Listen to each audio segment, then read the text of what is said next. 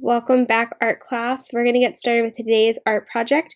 We're making a color wheel umbrella, and this is a lot of fun. I'm going to show a really basic way to complete today's project, but also some more advanced ideas at the end.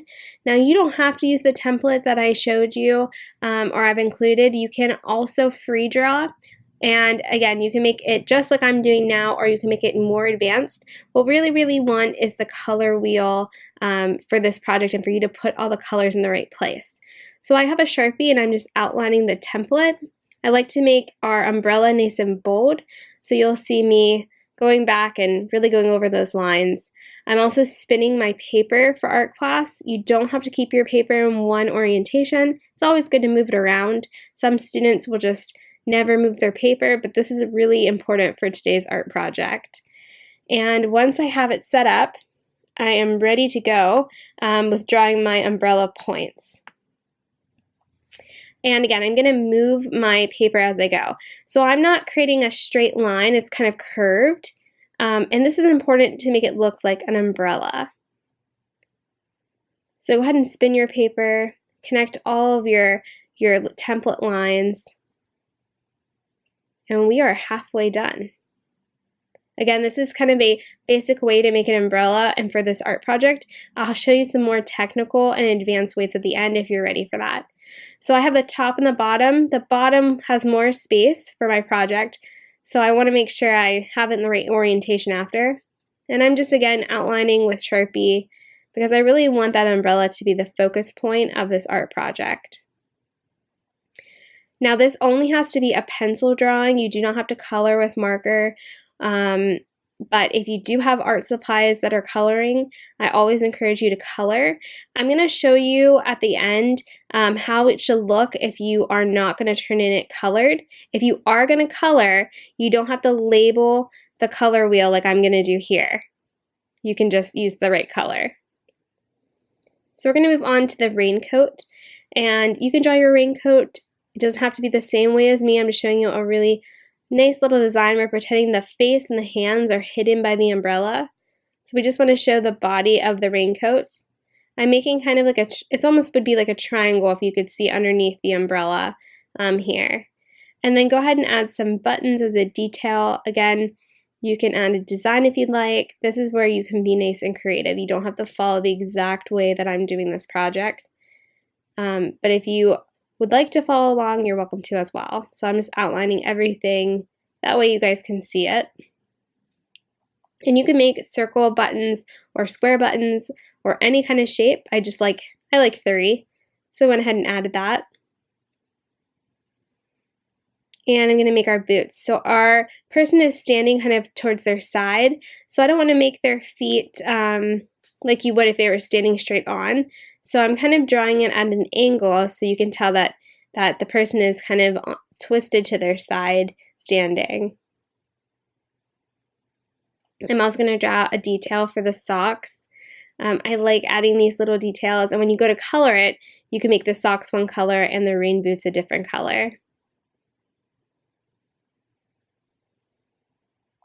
We're going to add a splash of water. When I go to color this, I would do it blue. And next up's a horizon line. So the horizon line is where the sky and the ground meet. So I always like to include that. It's a nice separation of what you can draw in your sky and what you want to include at the ground.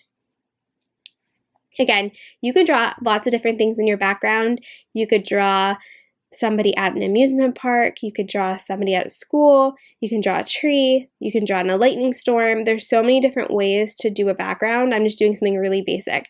So if you're not going to color, you should label your color wheel so that I know you know what colors go where. So the first 3 that you want to put on there are the primary colors. You know, red, blue, and yellow. Those should go on it. You should leave a space in between because we're going to fill that with a secondary color. For example, blue and red make purple. So I added purple right here, okay? And this is important. Red and yellow make orange. So I added orange right here. And then yellow and blue make green. So I want to know that you know the secondary and primary colors and that you know where to place them. If you turn in your art project and they are not placed correctly, that's when you're going to lose points, okay? Also, if it's not detailed, you should be drawing and adding details. Even if you think you're not a good artist, your paper should be full of your drawing. You shouldn't just have, right now it would be incomplete if I left it just the way on the right would be. On the left, it's complete. So I added some raindrops, which is really nice because we want to, if I went to go color it, I would make it really colorful. And I added some blades of grass. So that's one way to take your art up a level. Now, like I said, you could add lots of different things in the background. You can add a house. You can add other people. You know, there's a rainbow. There's lots of ideas that I want to see how creative you can be. So the next screen is to show you the template. You'll find the template in the attachment of the Blackboard art assignment. You can print this out and use it. You can draw this on your own. If you are going to draw it, your umbrella should be pretty big. Don't make it super tiny, you know, make it a decent size in the middle. We want this umbrella to be the focus of our drawing. And then I'm just going to show you some other students' examples from the past. This one here has an extra 3 colors, so you can make your color wheel have even more colors. You know, look at the color wheel handout that I gave you, and you can make your umbrella really big like this person did. Another student uses oil pastels to color in their art project, and then they use their fingers to make the raindrops. So that's really creative. And again, look how big their umbrella is. It takes up the entire, almost the entire paper. And here's a bunch before they added details to show you. Here's a good layout if you want to do like those last three I showed you. If you want to add the extra colors, again, you're going to need to make extra spaces for it. So that's before they got to that point. And then here are some more advanced ones. This one is really awesome. I love how they included all of the different hues of colors in this, and I love that they made the person kind of a silhouette, that they just colored them black, their shoes and their coat, and that they made the background kind of really plain, but it's nice in black and white, and then the color from the umbrella really, really pops. Here's another one. Someone did kind of a mixed media where they took their umbrella and then you could draw the legs with the sneakers. You could make digital art. They put some text behind as a background. It's really interesting. Here's another one, again, adding in tons of detail for the umbrella, and how they did it was just a little bit different. I like that they put, you can see there's little circles at the end of each section of the umbrella and in the middle. Just another detail on the umbrella I wanted to share with you. But there are so many different ways you could do this. You could do this project as a hot air balloon and make that the color wheel part. And the amount of options are endless. So I'm looking forward to seeing how creative you can be on this project. Again, I look for how much detail you put in your artwork, which, you know, how much time did you take on it?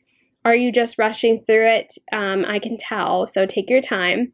2, did you follow directions with the color wheel? Are the colors where they're supposed to be, or did you just throw whichever color you grab first on there? Make sure your color wheel is correct. Primary and secondary colors are required. You could do more if you'd like to create a more advanced one. And make sure you turn this in. If you have any questions, make sure you send me an email or attend office hours. And I can't wait to see your artwork. But I will see you guys very soon for the next art project, and I hope you guys are enjoying art class so far.